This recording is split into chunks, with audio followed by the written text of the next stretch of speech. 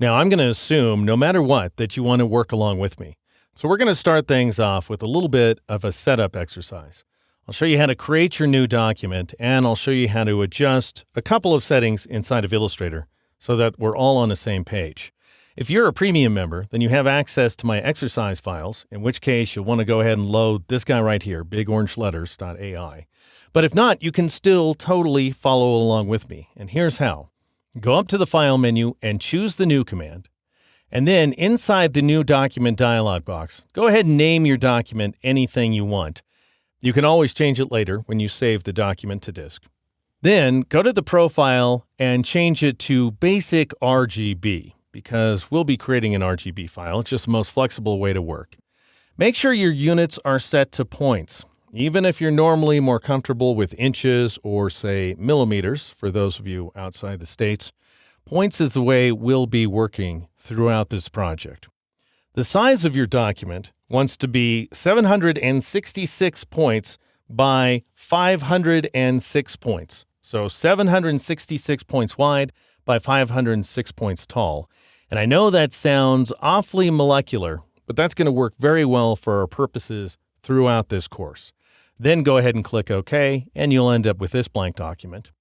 And now what you want to do is grab your type tool and create some very large text. And you'll just want to create point text, by the way. So just go ahead and click someplace inside of your document and then start typing away. Now, I created some very narrow text, as you can see here, very short text as well, just 3 letters. And let me show you how it's formatted.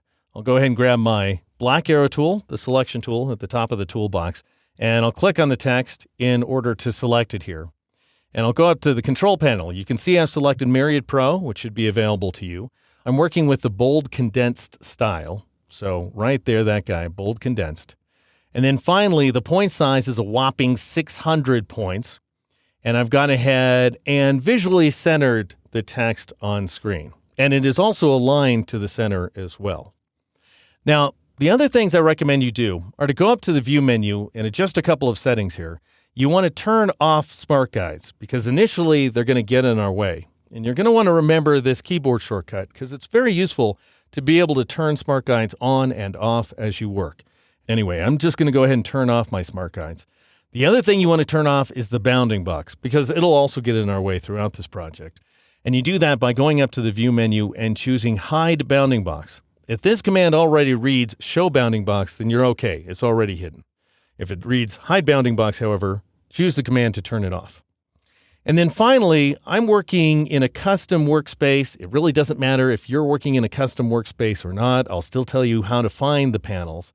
Really, the only big difference here is if you're working with the Essentials workspace, which is how Illustrator starts off by default, then you want to go ahead and click on this double arrow icon in order to expand your panels so you can at least see the contents of the most essential panels. But I'm working with this one called One-on-One. If you want to set up your workspace in the same way, and by the way, I'm going to switch to the single column toolbox here, then you can check out my Illustrator CC One-on-One Fundamentals, and then just do a search on the website. Just do a search for workspace, and you'll find the exact movie you're looking for. And that's how you set up the document you'll be working in throughout this course.